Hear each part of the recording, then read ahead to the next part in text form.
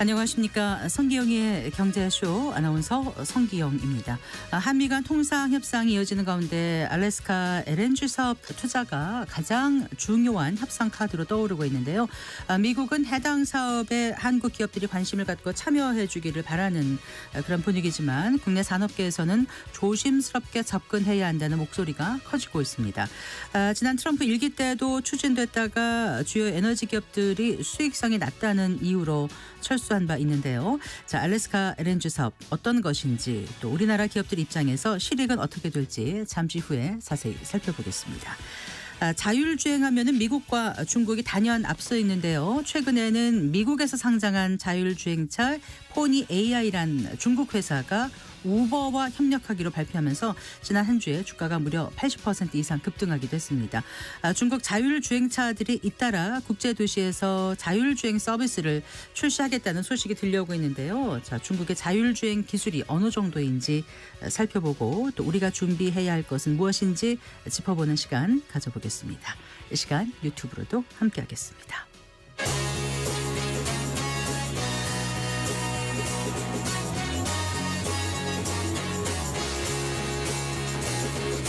경제 시야를 넓혀드립니다. 투자의 지름길을 안내합니다. 돈 되는 정보를 발견하는 시간. KBS 1라디오 경제쇼.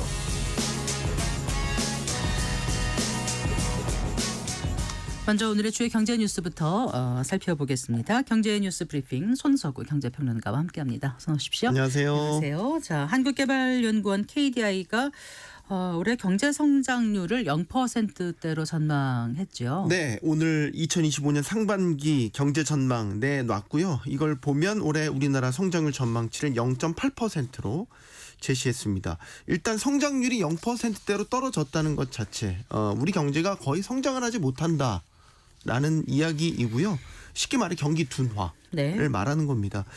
0%대 성장을 한 적이 2000년대 들어와서 딱 두 번 있었습니다. 2009년 글로벌 금융위기 당시, 그리고 코로나19가 있었던 2020년. 그때 말고는 없었습니다. 그러니까 이렇게 특수한 상황에서나 우리가 볼 수 있었던 0%대 성장률을 지금 국책연구기관이 올해 그럴 것 같다라고 지금 전망을 하고 있는 거죠. 네. 우리 경제를 상당히 비관적으로 보고 있다. 라는 뜻이고요. 국내외 주요 기관들이 발표한 전망치 중에서도 0.8% 가장 낮은 수준이기도 합니다. 그런데 불과 석 달 전 올해 2월에 성장률을 KDI가 1.6%로 전망을 했었거든요. 네. 석 달 만에 딱 전망치를 반토막을 낸 겁니다. 이 성장률 하향 조정 속도를 보면 경기 둔화가 아니라 정말로 역성장, 경기 침체까지 걱정을 하고 있다는 것으로도 해석을 할 수 있겠습니다. 네, 그래요. 자, 이렇게 반토막으로 성장률을 낮춘 이유를 조금 더 짚어볼까요? 일단 가장 주요한 배경은 역시 관세. 미국의 관세 인상을 꼽고 있습니다. 4월에 이제 상호 관세가 발효가 됐지 않습니까? 그래서 이때부터 미국 관세 인상이 본격화되고 이에 따라 이제 관세 정책에 대한 불확실성도 상당히 확대가 됐다. 이런 부분이 일단 수출에 부정적인 영향을 미친다라는 점. 네. 그리고 그 다음 단계로 내수에도 일부 부정적으로 파급된다라는 게 KDI가 이번에 성장률을 확 낮춘 배경으로 꼽고 있습니다. 여기 이제 내수는 작년부터 침체 조짐이 역력했는데 회복도 더딘 상태인 거죠. 네. 그리고 12.3 비상계엄 사태로 촉발된 전국 불안도 해소가 늦어지면서 성장률이 급격히 하향 조정된 것이다라고 봐야 되겠고요. 부문별로 보면 일단 수출 부문, 통상환경 악화로 인해서 상품 수출 올해 0.4% 감소할 것으로 예측을 했습니다. 석 달 전만 해도 1.5% 증가할 것으로 내다봤었던 부분입니다. 네. 전망치를 이렇게 아예 마이너스로 돌려버린 거죠. 이 예측이 기본적으로 상호관세 25% 부과된 거는 유예됐잖아요. 기본 관세 10%가 유지되면서 자동차나 철강에 지금 부과되고 있는 품목별 관세가 유지된다는 전제하에서 나온 수치입니다. 근데 만약에 지금 관세 협상 진행되고 있는데 관세 협상 결과가 더 안 좋은 쪽으로 나올 경우, 예를 들어서 기본 관세보다 더 높은 관세가 부과된다라든지 네. 이런 식으로 결론이 날 경우에는 성장률이 더 떨어질 수 있다라는 점도 이야기를 하고 있고요. 그 외에 이제 내수 부분 민간 소비 전망도 지난 2월 전망 당시에는 1.6% 증가할 것이라고 예측을 했는데 이번 전망에서는 더 줄였습니다. 1.1% 늘어나는데 그칠 것이라고 내다봤고요. 네. 고용 같은 경우는 하반기에 되게 안 좋아질 것으로 봤어요. 그래서 상반기에는 12만 명 정도 매달 취업자 수가 증가할 것으로 봤는데 하반기 증가폭은 5만 명 정도에 그칠 것이다 라고 본 거죠. 그러니까 네. 경기 부진이 시차를 두고 하반기에 고용시장에까지 악영향을 줄 것이다. 이런 전망입니다. 네. 그리고 그 지난달에요. 가계 대출이 급증했다면서요. 네, 그렇습니다. 네. 한국은행이 오늘 금융시장 동향을 발표를 했는데 이걸 보면 4월 말 기준입니다. 예금은행의 가계대출 잔액이 3월 말보다 4조 8천억 원이 늘어났습니다. 1,150조 1천억 원으로 집계됐습니다. 이 증가폭 4조 8천억 원이 갑자기 푹 뛰어오른 겁니다. 네. 이게 지난해 9월 이후 7개월 만에 가장 큰 증가폭이고요. 3월에는 1조 6천억 원 늘어났었습니다. 네. 그러니까 3조 원 넘게 4월에 증가폭이 확 더 늘어난 거죠.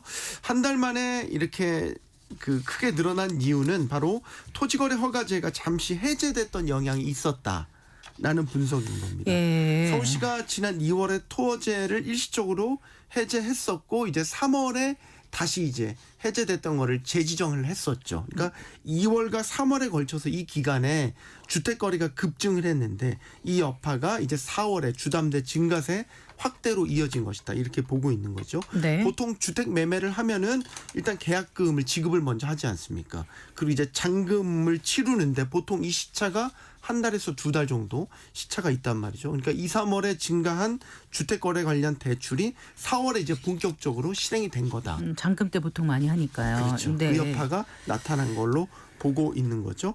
그래서 4월 이제 가계 대출이 확 늘었지만 일단 한국은행은 하반기에는 시차를 두고 점차 진정될 가능성이 있다라고 보고는 있는데 조금 변수는 남아 있습니다.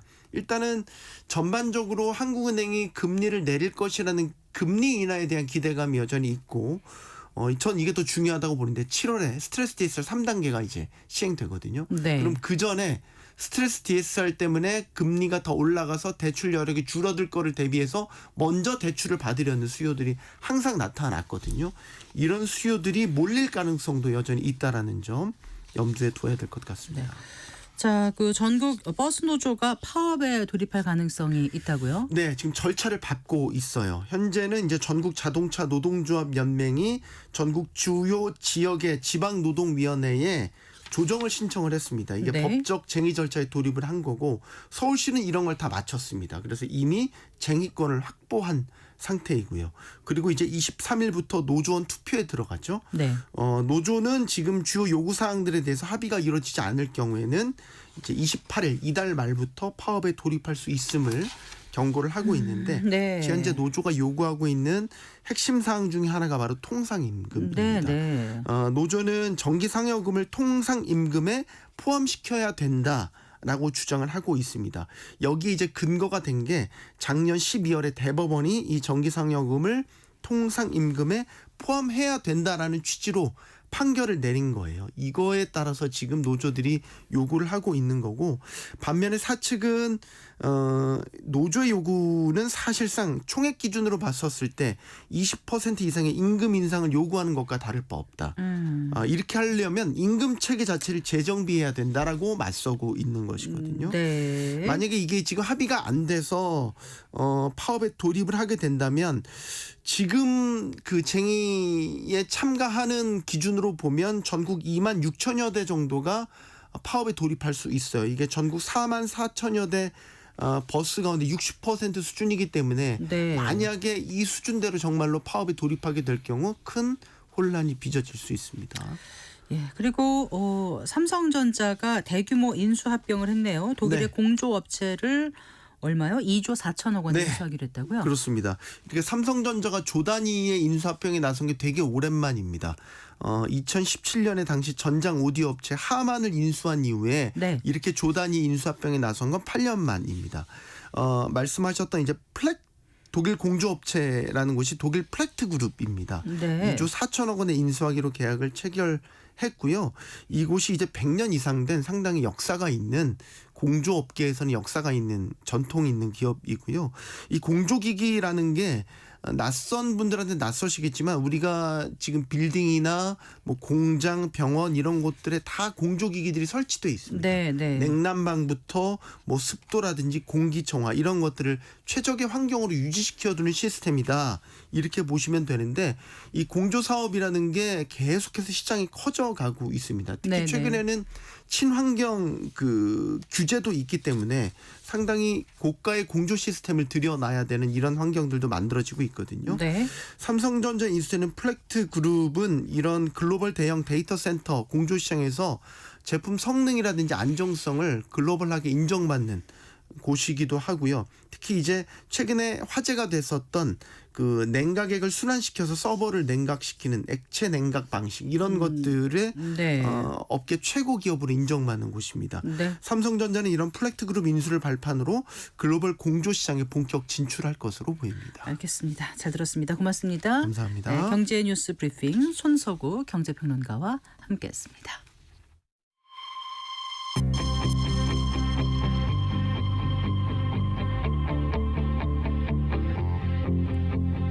경제 전문가의 원포인트 레슨. 꼭 알아야 할 정보와 이슈를 알기 쉽게 풀어드립니다. 대한민국 경제 고수와 함께 투자의 맥을 짚는 KBS 1라디오 경제쇼. 진행의 성기영 아나운서입니다.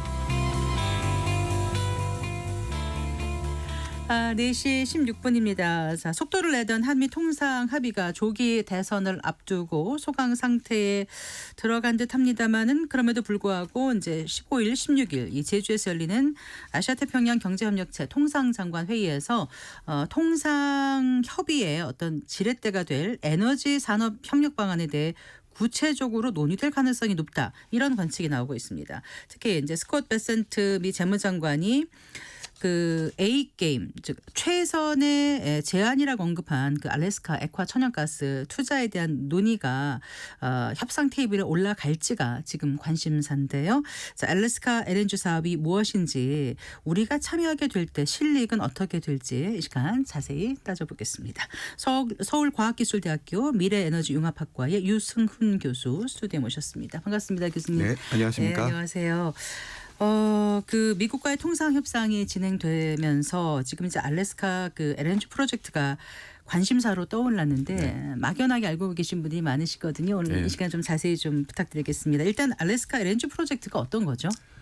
예. 먼저 그 LNG에 대해서 설명을 드려야 될 것 같은데요. 네, 교수님. 우리가 보통 집에서 쓰는 도시가스를 천연가스라고 그러고요. 네. 근데 얘를 이제 운송하려면 네. 기체다 보니까 너무 부피가 커서 얘를 액화를 시키면 액체로 만들어지고 네. 부피가 600분의 1로 줄어들게 됩니다. 그러니까 천연가스가 내추럴 가스인데 그걸 네. 액화하는 게 네. 리퀴파이드니까 리퀴파이드 내추럴 가스. LNG가 되는 거죠. 네, 맞습니다. 그런데 이 알래스카에서 천연가스가 굉장히 많이 매장이 되어 있습니다. 네. 그래서 거기서 나오는 천연가스를 액화시켜서 네. 우리나라로 가져오든지 아니면 이제 다른 나라로 그 수출하는 이 사업을 이제 알래스카 그 LNG 프로젝트라고 하는데요. 네. 문제는 그 알래스카의 저 북쪽에서 천연가스가 생산이 되고요. 그 천연가스를 이제 액화시키는 터미널은 네. 남쪽에 있습니다. 북쪽에 할 수가 없는 건가 보죠. 네, 남쪽에. 북쪽은 완전히 이제 그 동토에 얼어 있는 땅이고요. 네. 그래서 북쪽의 천연가스 광산에서 네. 이제 남쪽의 그 액화 터미널까지 네. 운송하는 거리가 약 1,300km 됩니다. 엄청 길군요. 그렇죠. 우리가 네. 서울에서 부산 가는 게 한 400km, 500, 400? 네, 예, 그렇잖아요. 킬로 정도 거기 되니까요. 몇 배입니까? 3배가 넘죠. 네, 그렇군요. 거기에 이제 파이프라인을 설치하는 사업이 핵심이라고 보시면 됩니다. 그러니까 그 가스를 북부에서 네, 생산된 가스를 파이프라인으로 통해서 남쪽으로 가지고 온 다음에 네, 거기서 액화를 시켜서 시키는 거죠. 그 남쪽에는 이제 항구가 있습니다. 네. 거기에 배를 실어서 우리나라로 가져오든지 이제 전 세계로 운송할 수 있는 거죠. 네, 그게 그러니까 남쪽이 니키스키인가 그 네, 항만 니키스키 LNG 터미널입니다. 그렇군요. 네. 그런데 이제 이 지금 트럼프 대통령이 추진하려는 알래스카 그 LNG 개발 사업 이게 지난 그 바이든 정부 때는 중단됐었죠. 맞습니다. 네. 근데 중단됐는데 이걸 또 다시 추진하려고 합니다. 왜 네. 그럴까요, 미국이? 사실은 알래스카 그 LNG 프로젝트는 네. 한 40년 전부터 네. 추진이 됐었고요. 40년 전부터 우리나라에 투자할 거를 요구하긴 했습니다. 그러다가 이제 트럼프 1기 행정부 때 좀 강하게 요구를 했는데 네. 우리 정부가 그럼 한번 검토해 볼게요 하고는 그냥 뭉개버렸죠.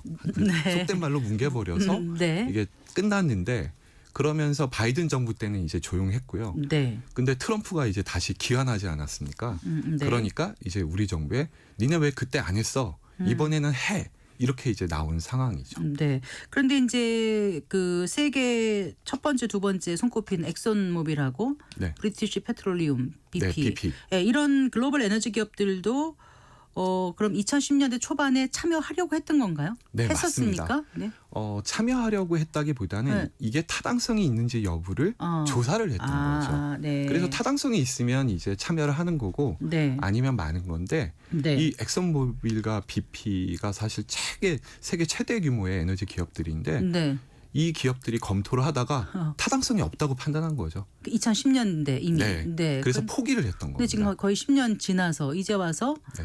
이런 기업들은 더 이상 이제 할 생각 하겠다는 없을 거 거죠. 아니에요. 네. 네. 근데 이제 우리한테 이제 카드를 맞습니다. 지금 미국에서 네.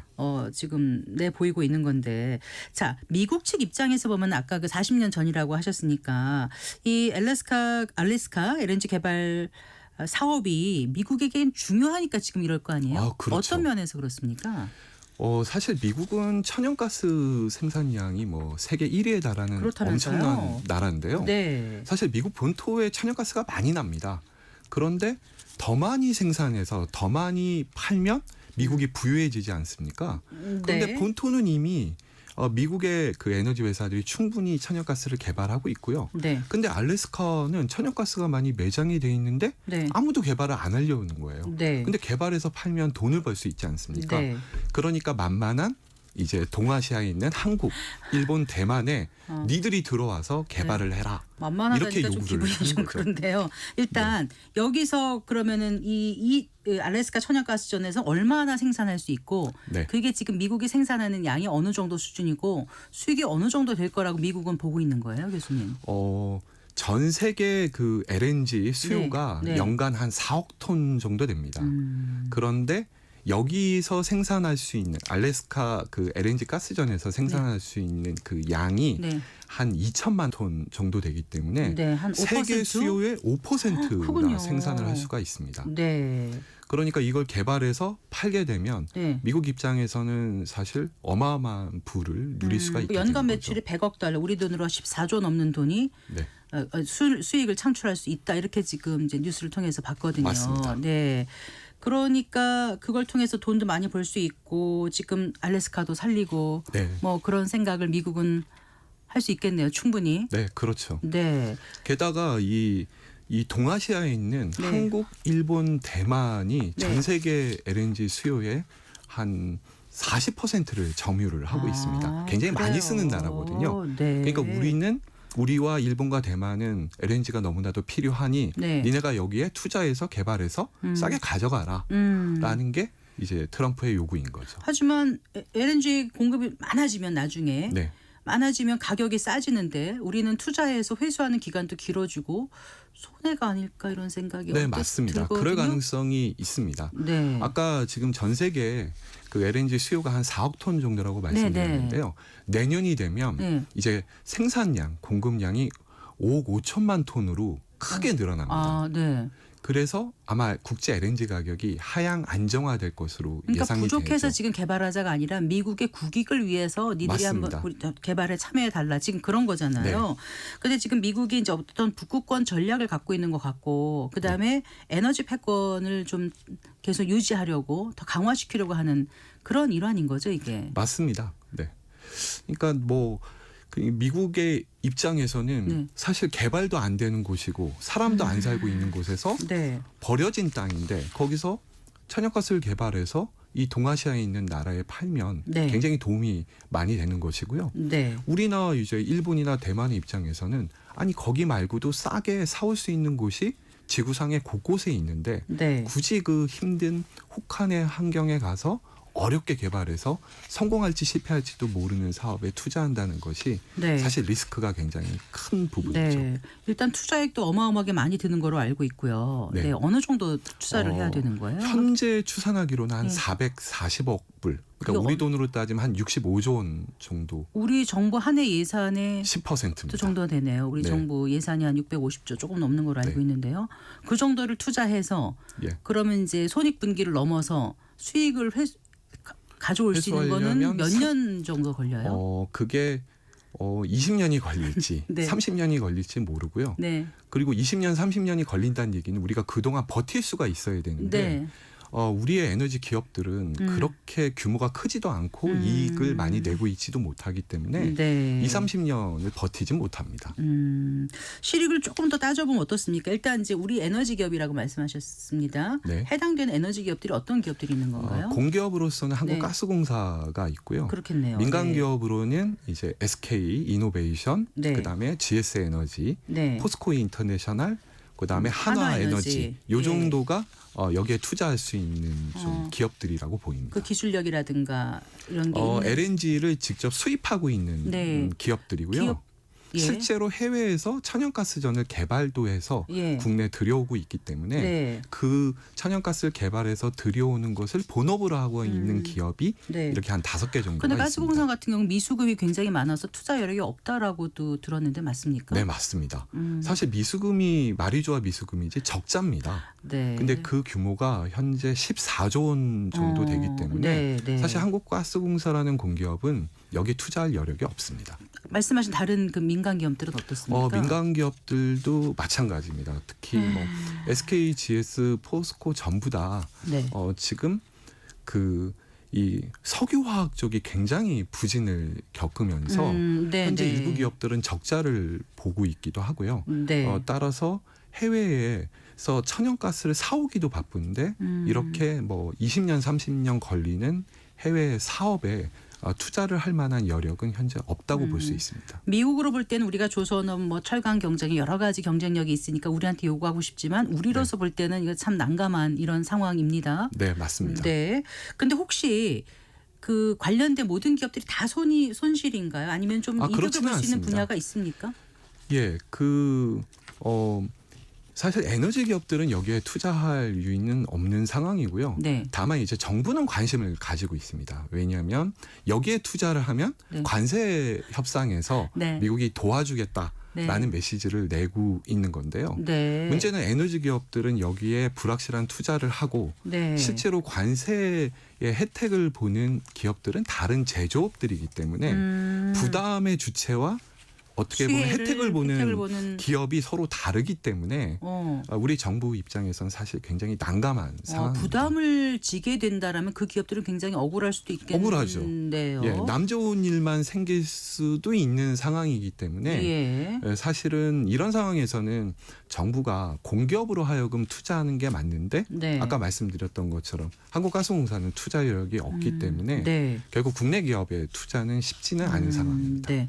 아까 1,300km라고 하셨나요? 북부에서 남부까지. 맞습니다. 그걸 몇 년을 걸쳐서 공사를 하게 되는 거예요? 적어도 트럼프 정부 임기 안에는 공사가 끝나기는 어렵고요. 네. 1,300km의 파이프라인을 까는 건데 네. 문제는 여기가 얼어있는 땅이고 네. 여름에 녹으면요. 완전히 진흙탕으로 변하기 때문에 공사가 불가능합니다. 그럼 겨울에 공사를 해야 돼요? 겨울에만 오히려? 공사가 가능해서 사실 공사 기간이 5년이 걸릴지 10년이 걸릴지 좀 우리가 예측이 정확하지 않기 때문에 네, 얼음이 녹아서 진흙탕이 되면 오히려 중장비 이런 게 못 못 들어가는 들어가죠. 거군요. 네. 그러니까 한겨울에 혹한의 영하 2, 30도일 때만 공사가 가능한 누가 가서 상황이어서요. 어쨌든 인력도 필요하고 장비도 필요한데 어떤 네. 인력이 갈지도 또 그렇죠. 문제겠네요. 인력 수급도 상당히 어려운 상황입니다. 결국 네. 우리 인력이 가는 수밖에 없는데요. 국내에서 인력 조달도 쉽지 않을 걸로 보입니다. 그 가스관이 얼마나 합니까? 갑자기 지름이 얼마나 하는지 갑자기 궁금해졌어요. 가스관이 네. 뭐 종류에 따라서 다르긴 한데요. 네. 제가 들어가서 뛰어다닐 수 있을 정도의 네. 그 직경이 한 2m 정도 되는 이제 네. 관로도 있고요. 네. 아마 그 정도 될 것으로 그걸 보입니다. 1,300km를 키로를 까는 겁니다. 깔아야 된다. 네. 네. 그래서 어떻게 보면 철강 업체 같은 경우는 또 수혜를 받을 수도 있긴 합니다만 네. 에너지 기업의 입장에서는 부담이 되는 상황이죠. 네.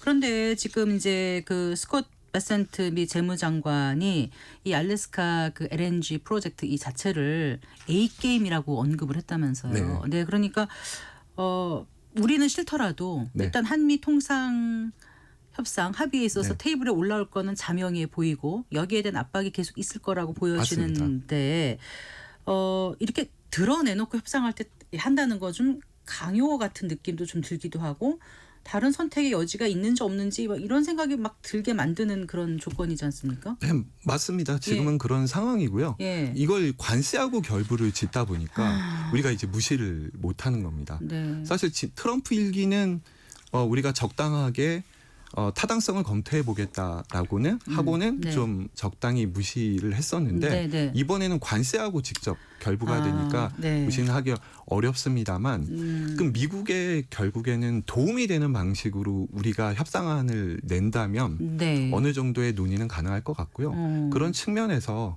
우리가 알래스카 LNG를 개발하기보다는 네. 미국 본토에서 나는 천연가스를 더 많이 사오겠다. 미국 본토에서 나는 석유도 좀 더 많이 사오겠다. 네. 그래서 당장의 무역 수지 미국의 입장에서의 적자를 해소하는데 우리가 역할을 하겠다라는 형태로 협상안을 제시할 우리가 필요가 그렇게 있습니다. 얘기할 거라고 미국도 생각하겠죠 지금. 그렇죠. 네, 그럼 대만 같은 경우는 지금 구매 의향서를 체결했다면서요. 네네. 네, 그럼 대만 어떻게 하겠다는 거예요? 구매 그러니까 대만도 네, 뭐냐면 니네 천연가스 우리가 더 사올게. 네. 이런 메시지지 그 파이프라인을 설치하는데 투자를 우리가 꼭 할게 이런 메시지는 아닙니다. 즉 파이프라인 투자에 대해서는 우리가 네. 좀 타당성을 따져볼게. 네. 근데 당장은 미국 본토에서 나는 천연가스를 더 사줄게 예. 라는 의향서. 그럼 우리가 지금 천연가스를 제일 많이 수입하는 나라는 어느 나라에서 지금 수입하고 있죠? 호주입니다. 호주. 2위가 카타르, 3위가 말레이시아, 4위가 미국이기 미국인데 때문에 미국을 그 순위를 앞으로 당겨서 그렇죠. 우리가 더 당신의 사올 수 나라에서 더 있는 사오겠다. 양이 얼마든지 있고요. 아. 또한 석유도 보면 우리가 네. 중동 의존도가 상당히 높은데 네. 그 의존도를 좀 낮추고 미국에서 더 사올 여지가 얼마든지 있습니다. 네. 그리고 이제 우리도 경제성, 타당성 조사를 해봐야 된다 이렇게 해야 되지 않습니까? 아무리 네, 작은 맞습니다. 프로젝트라도 몇 개월 걸릴 텐데 이걸 당장 내놔야 된다. 이건 좀 부당하기도 하고 협상에 있어서 좀 아닌 것 같기도 한데요. 네, 맞습니다. 그러니까 우리 입장에서는 네. 아니, 돈을 투자할지 말지 좀 타당성을 따져 보겠다. 네. 근데 사실 그 타당성을 따지는 것도 한 3, 4년 걸립니다. 아, 그러니까 그렇게 오래 걸리나요? 맞습니다. 왜냐하면 거기가 아주 극한의 환경이기 때문에 네. 인력이 가서 뭐 사계절 조사도 해야 되고 네. 또 자금 조달도 해야 되고 네. 여러 가지 복잡한 그리고 이미 게 사인을 있습니다. 하고 이제 공사 들어갔다가 그 다음부터는 되돌리기가 어렵지 않습니까? 그렇죠. 네. 그래서 타당성을 충분히 따져야 된다고 미국을 설득하면서 네. 그 사이에 우리가 천연가스를 더 사오겠다. 네. 이렇게 협상하는 게 우리는 필요합니다. 어쨌든 지금 이제 대선을 앞두고 있고 이제 정권 교체기에 있기 때문에 지금 당장 뭘 하기는 어렵다 이렇게 약간 미룰 수 있는 입장이긴 네, 한데 맞습니다. 마침 이 아시아태평양 경제협력체 APA 통상자원 회의가 제주에서 곧 열리지 않습니까? 네. 거기서 이게 나올 거라고 생각이 들어서 다들 전문가들이 이제 우려하고 있는데 어떻게 목소리를 내면 저쪽에서 좀 받아줄까요? 별 수 없습니다. 우리의 어려움도 얘기를 하면서 네. 미국산 천연가스와 원유, 석유를 좀 더 구매하겠다. 그리고 우리나라가 지금 26년, 27년부터는 수소 발전을 또 하게 돼 있는데 네. 그때부터는 미국산 수소도 우리가 수입을 하겠다라는 형태로 미국 설득하면서 네. 알래스카 가스전이 성공하면 그때는 알래스카 성공한 가스를 우리가 대량으로 구매하겠다라는 약속을 하는 형태로 미국과 협상을 해야 됩니다. 이건 조금 다른 얘기일 수 있습니다만은 이제 2010년대인가부터는 셰일가스에 전 세계가 주목하고 있으면서 무슨 대체 에너지로 생각을 했었는데 그 LNG가 지금 부족한 것도 아니고 더 많이 나올 텐데 맞습니다. 이걸 굳이 해야 되는지는 자꾸 의문이 생깁니다. 예, 맞습니다.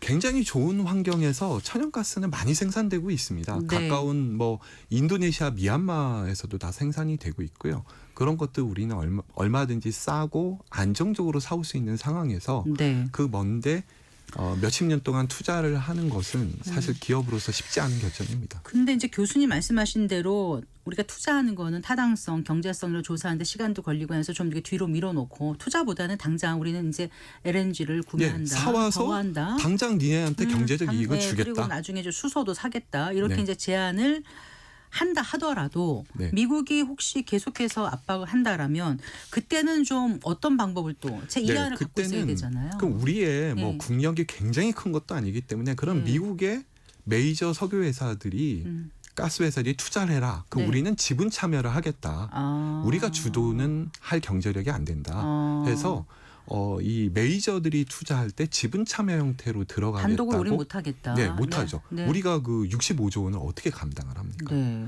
그래서 지분 투자로 뭐 한 10조 원, 미국에서 5조 원. 65조와 우리의 65조는 다르잖아요. 그렇죠. 네. 네. 그리고 다른 나라하고도 좀 같이 나눠서 할 수 있는 뭐 네, 그런 맞습니다. 제안을 역제안할 수 있을까요? 결국에는 네. 이 제한이 집중돼 있는 게 동아시아에 있는 한국, 일본, 대만이기 때문에 세 나라가 공동의 지분을 가지고 투자를 하고 미국의 에너지 기업이 주도를 하고 네. 이런 모양이라면 저희가 참여하는 것도 고려할 수가 있습니다. 네.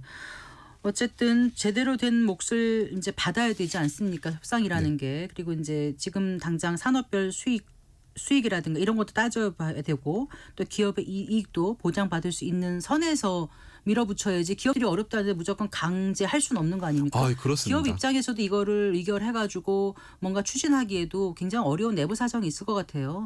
네, 지금 국내 에너지 기업들도 좀 어려운 상황입니다. 네. 그 수익이 많이 줄어들었고요. 만약에 여기서 투자 의사 결정을 하게 되면 나중에 배임의 문제로 또 이게 기결될 수 있기 때문에 네. 사실 민간 기업들이 투자 결정하기는 굉장히 쉽지 않습니다. 그래서 네. 지분 참여를 하더라도 공기업 위주가 되어야 할 그러니까 겁니다. 지분 참여를 하든가 다른 나라와 같이 한다든가 하더라도 지금 어떤 관세 압박 들어오는 것 중에서 그걸 네. 관세율을 낮춘다든가 뭐 네네. 이렇게 협상안을 최대한 제시해서 네. 타결을 해야 되겠죠. 네, 그렇죠. 네. 그래요. 이제 대선이 꼭 20일 앞으로 다가왔습니다. 어찌 보면 이제 한미 협상의 몫은 결국 이제 차기 정부가 네. 가져가야 되는 걸 다들 생각을 하실 텐데 20일 후에 이제 들어설 정부 에너지 분야에서 특히 이제 알래스카 그 LNG 사업 분야에서 어떻게 협상 정책을 가져가야 될지 뭐 충분히 말씀드렸습니다만 끝으로 한 말씀 더 부탁드린다면. 네. 무엇보다도 우린 정말로 국익의 입장에서 접근하는 것이 필요하고요. 대만이 직접 투자보다는 가스 사오는 것을 늘리는 형태의 그 구매 의향서를 네, 낸 네. 것처럼 네. 우리도 그 대만과 유사한 전략을 취하는 게 필요해 보입니다. 알겠습니다. 말씀 잘 들었습니다. 네. 감사합니다. 감사합니다. 네, 서울과학기술대 미래에너지융합학과의 유승훈 교수와 얘기 나눠봤습니다.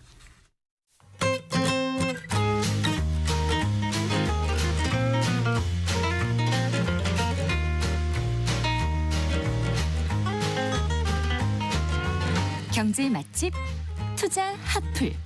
지금은 돈 벌기 딱 좋은 시간. KBS 1라디오 경제쇼.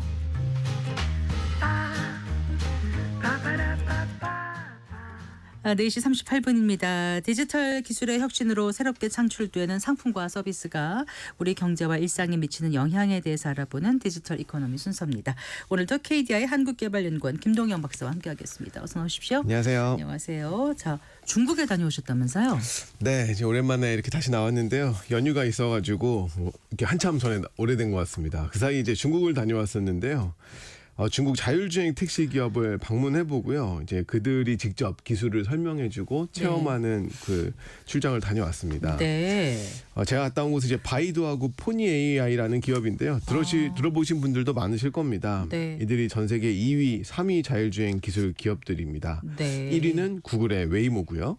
그리고 참고로 테슬라는 4위 정도로 평가를 하더라고요. 네. 제가 30분 이상 타봤는데요. 이 기술적으로는 더할 나위 없이 완벽하게 느꼈습니다. 생각한 것보다 기술 반영 속도가 빠르다는 점을 느낄 수 있는 기회였는데요. 마침 중국도 다녀온 터라 오늘은 자율주행 택시에 대한 이야기 잠깐 나눠보려고 합니다. 네. 안 타봤는데 네. 막상 타면 자율주행이니까 네. 약간 좀 걱정이 될 것 같긴 하거든요. 그렇죠. 이 가다가 무슨 일 생기면 어떡하나 이런 네, 거요. 맞아요. 어떠셨어요? 제가 실제로 타보면 네. 이게 처음에 살짝 그런 불안한 마음이 드는 건 사실인데요. 이내 곧 지루해집니다. 정말 네. 아무 위험을 느낄 수가 없어서요. 예. 이제 지루할 지경이 되기 금방 됩니다. 그 시간이. 네. 이제 저는 베이징에 있는 이 바이두라는 기업하고 포니 AI라는 기업 두 군데를 다녀왔는데요. 네네. 바이두는 이제 많은 분들 알고 계실 겁니다. 중국의 구글 같은 기업이에요. 한국의 네이버 같은 곳이고요. 네. 중국에서 가장 큰 빅테크 기업 중 하나입니다. 아폴로라는 이름으로 자율주행 택시를 개발하고 있고 이제 실제로 승객을 태우는 서비스가 상용화돼서 진행이 되고 있습니다. 네. 전 요거 이제 비교적 한산한 거리의 지역에서 타봤고요. 또 아주 넓지 않은 지역을 타봤는데 정말 훌륭했습니다. 운전하다 보면 사각이 형성될 때가 있는데 이 사각에서 차가 들어오더라도 뭐 아주 여유롭고 능숙하게 피하고요. 심지어는 어떤 자전거가 툭 튀어나오는 적이 있었는데 크락션 울리더라고요. 빵 하고 욕도 안 하고요. 이제 자율주행 택시니까 이제 편하게 운전하죠. 욕을 누가 합니까? 네, 놀라면 이제 네. 바이두는 베이징과 우한에서 서비스를 진행하고 있고 이미 많은 사람들이 이용하고 있는 서비스입니다. 그 속도가 어느 정도였습니까? 속도는 경우에 따라서 자기가 높이기도 하고요, 낮추기도 해서 그 법이 허용하는 내에서 유연하게 이용이 됩니다. 자연스럽게. 아주 천천히 가는 건 아니었단 말씀이시죠? 그럼요. 전혀 사람이 운전하는 것과 전혀 다르지가 않습니다. 일단 그래서 그 바이두 가셨고요. 그다음에요. 이 포니 AI라는 중국 기업의 자율주행 택시도 타봤는데요. 이것도 굉장히 인상적이었습니다. 이 포니 AI는 이미 임시 운행 허가를 취득해서 한국에서도 돌아다니고 있습니다. 네. 지난 12월에 국토교통부로부터 임시 운행 허가를 취득해서 무려 4대가 시험 운행 중에 있고요. 네. 재밌게도 과거에 경기도지사를 지냈던 이 남경필 지사가 한국 포니 AI 대표로 있습니다. 그런가요? 네. 전 요거를 이제 중국에서 한 30분 정도 탔었는데요. 그 이제 아시겠지만 베이징의 거리를 우리가 그 무질서 속의 질서라고 표현을 합니다. 이제 많은 사람들이 무단횡단을 하고 신호를 안 지키고 그러다 보니까 이 자율주행 기술에게는 굉장히 어려운 지역일 수 있는데 굉장히 편안하게 이런 엉켜져 있는 상황들을 풀어나가는 모습들을 봤었고요. 이 신호 변화도 정확히 미리 인식을 해서 제가 차 안에 있으면 빨간불인지 파란불이 곧 될 건지를 다 알 수 있다 보니까. 혼자 타셨어요? 뒷좌석에? 예, 2명이서 같이 탔는데 나중에 정말 너무 아무 일이 없어서 지루할 지경이더라고요. 그래서 이게 사람을 또 태우는 일이고 뭐 어쩌다 보면 사고가 날 수도 있어서 아직 이게 완전하다고 얘기하기에는 좀 어려울지도 모르지만 일반적인 상황에서는 충분히 활용할 수 있는 수준이라고는 자신 있게 이야기할 수 있을 것 같습니다. 말씀 듣고 보니까 그 중국의 자율주행 기술 개발이 굉장히 빠른 것 같아요. 맞습니다. 이게 뭐 중국의 지금 많은 산업에서 나타나고 있는 모습인데요. 굉장히 많은 혁신 분야에서 중국이 앞서가는 모습들이 나타나고 있습니다. 중국이 자율주행 기술을 개발한 건 코로나 이전부터입니다. 18년, 19년부터 미국과 중국의 자율주행 기술들이 비교되기 시작을 했었는데요. 사실 알려진 게 별로 없다 보니까 미국이 기술적으로 훨씬 더 앞서 있다라고 보이는 것이 사실이었습니다. 그런데 지금 시점에서 보면 어쩌면 중국이 훨씬 더 앞서 있는 부분들이 큰지도 모르겠습니다. 실제 타본 결과도 그렇지만요. 이 중국의 시스템이 서방 국가보다 기술 개발에 유리한 측면들이 분명 존재하거든요. 이 차량을 위한 센서를 설치하거나 아니면 자율주행 친화적인 도시를 설계하거나 이 불가피한 사고가 발생했을 때 자율주행 업체의 법적 책임을 제한해 주거나 하는 것들이 이 권위주의 정부에서 훨씬 더 효율적으로 진행될 수 있거든요. 그 유발 하라리 책 서문에 보면 북한이 자율주행 제일 먼저 할 수 있다고 써 있잖아요. 다 이제 바꾸라고 그러면 이제 바꾸면 되니까 이런 그런 충돌이 없으니까요.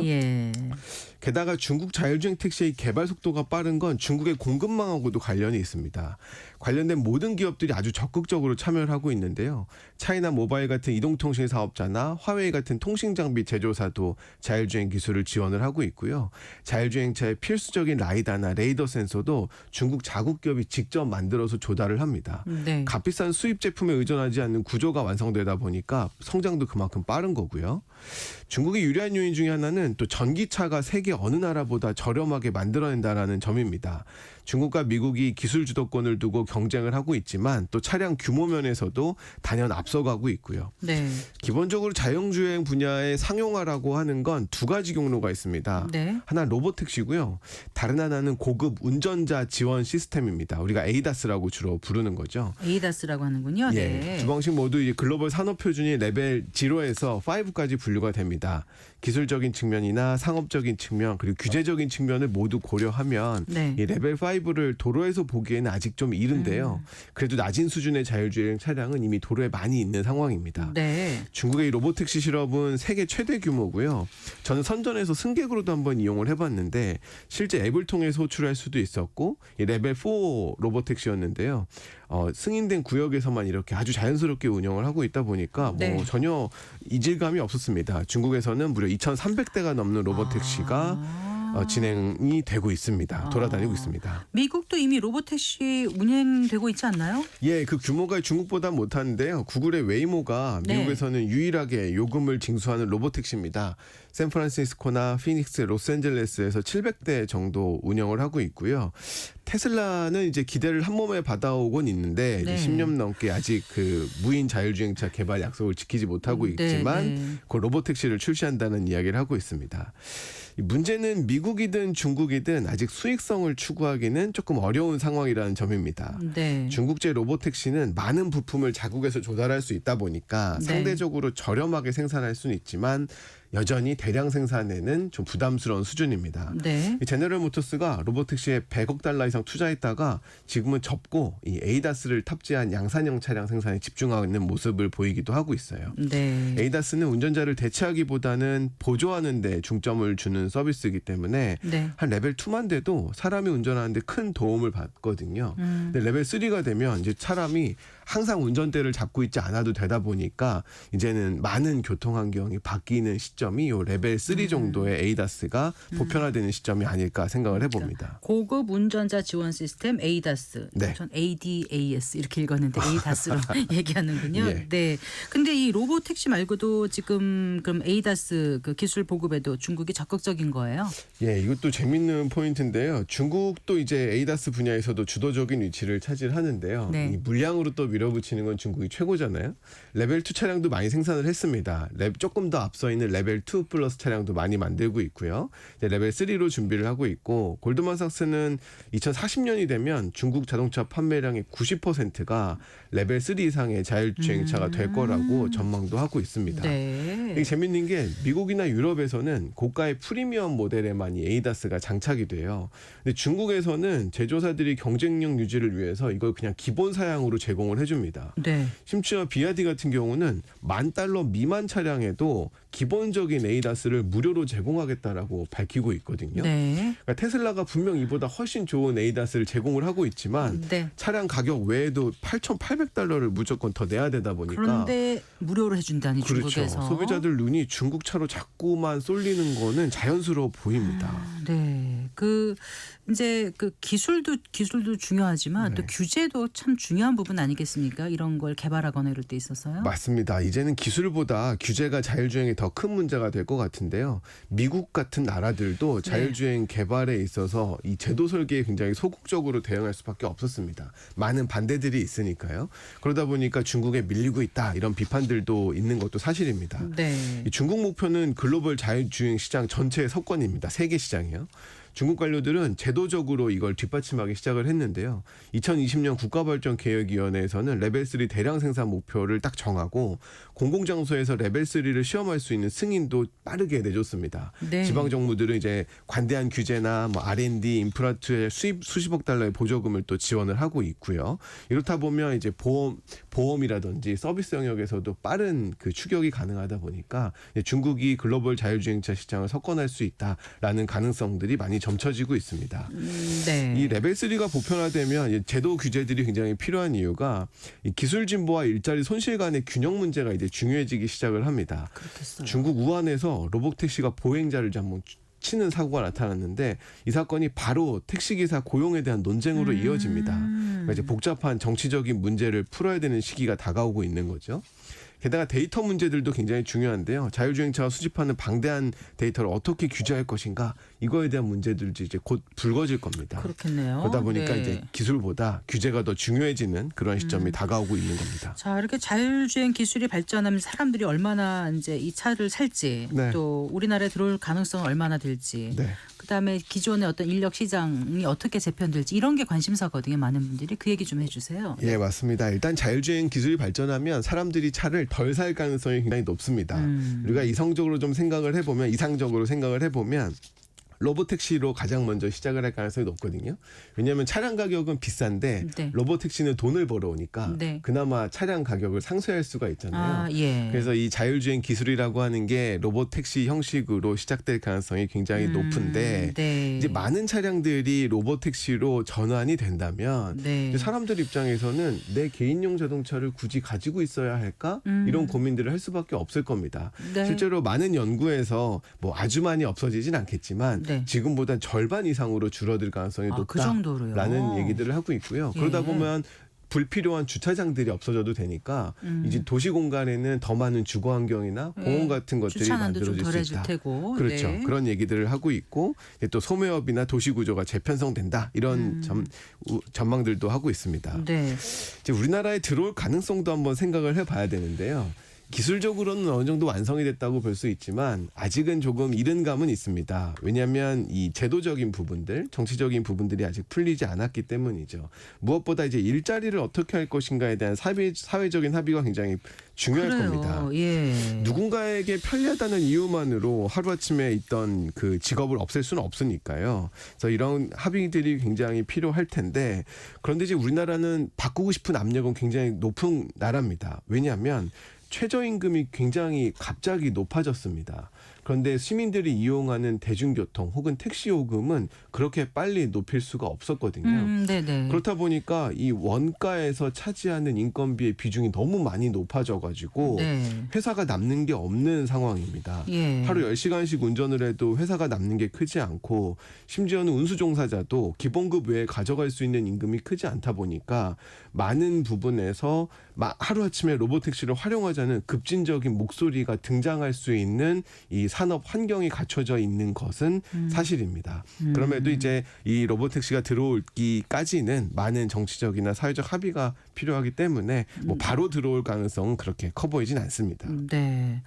자, 원래 이 로보택시를 보러 가셨던 건가요? 아니면 다른 일정 때문에 가셨다고 보신 건가요? 사실 요즘에 중국 기업들이 잘 안 보여줘가지고요. 볼 수 네. 있는 기회가 많이 없었는데 네. 이번에 그 바이두하고 포니 AI에서 네. 초청을 해서 자신들 기술을 보여주고 네. 이제 알리고 싶다라는 의도를 가지고 이제 한번 갔다 왔습니다. 이게 이제 어느 정도 단계 위에 있고 우리가 네. 좀 자신감이 있다라는 거를 그럼요. 과시하기 위한 그런 네. 차원이지 아니었을까 싶어요. 심지어는 앞으로, 예. 한국 시장에 들어오고 싶어서 미리 이렇게 보여주는 것 같다라는 생각도 들었습니다. 네. 최근에 제 중국을 안 가봐가지고 네. 그렇게 변화된 상을 몰랐는데 이번 말씀 듣고 보니까 우리도 이제 뭔가 확 바뀔 거란 느낌은 드는데 예. 아까 일자리 문제라든가 여러 가지 그런 사회적 합의 이런 것도 필요할 것 같아서요. 네. 좀 정리를 해주시겠습니까? 예, 이제 오늘은 말씀 주신 것처럼 로봇 택시의 발전 상황들 공유를 드렸습니다. 네. 실제 경험을 해보니까 밖에서 보는 것보다 훨씬 속도가 빠르다라는 걸 느낄 수 있었고요. 분명 대비가 필요한 상황입니다. 네. 그런데 오늘 정리하면서는 무엇보다 유연한 제도의 중요성을 강조하고 싶습니다. 갑자기 로보택시 얘기하다 웬 제도냐 그러실 수 있는데 이 자율주행 기술의 상용화 방향을 보면 에이다스와 로보택시 두 갈래라고 설명을 드렸는데요. 네네. 결국 요약하면 인간을 보완할 거냐 아니면 인간을 대체할 거냐입니다. 네. 근데 인간을 대체하는 기술이 어느 시점에는 경제적으로 합리적일 수 있는데요. 인간 일자리를 어느 날 갑자기 모두 다 대체해버리면 개별 운수 종사자의 소득 감소로 인한 경제적 충격을 상쇄하기가 좀 어렵습니다. 그렇죠. 누군가는 큰 이득을 보겠지만 세상이 더 가난해질 수 있다라는 입장이거든요. 그렇다 보니까 인간을 보완하는 자율주행 기술을 먼저 도입할 수가 있어야 됩니다. 네. 문제는 현재의 제도가 인간을 보완하는 기술 도입으로 유인 구조가 설계되어 있지 않다는 겁니다. 높은 최저임금이나 상대적으로 낮은 택시 요금을 생각을 해보면 네. 당장 인건비 부담이 있는 운수 종사자를 로보택시로 바꾸고 싶을 거거든요. 그렇겠죠. 경직적인 노동제도가 존재하면 노동자를 보호하는 것이 아니라 되려 한순간에 대체하는 유인 구조로 작동할 수가 있을 거라는 의미입니다. 네. 만약 택시 분야의 임금 제도가 유연하다면, 그래서 사람이 있는 게 수익 창출에 유리하다면 운전기사가 쓰는 네. 자율주행 기술을 도입하고 싶어 할 겁니다. 네. 서로 거리가 멀어 보이지만 현재 많은 제도를 유연하게 만드는 일이 새로운 기술로 인한 충격을 자연스럽게 흡수하는 방안이라는 점을 네. 이 마지막 점에 강조를 좀 하고 싶습니다. 저희는 자율주행 기술 대단하다 이 얘기하는데 그것도 중요하지만 기술 도입으로 인한 다양한 그 사회 경제적 변화에 대해서 네. 우리가 대비하자, 네. 제도 마련하자 이런 맞습니다. 말씀이셨습니다. 예. 네, 잘 들었습니다. 고맙습니다. 감사합니다. 한국개발연구원 김동영 박사와 함께했습니다. 마칠 시간입니다. 성기영의 경제쇼 오늘 순서 여기까지입니다. 아나운서 성기영이었습니다. 고맙습니다.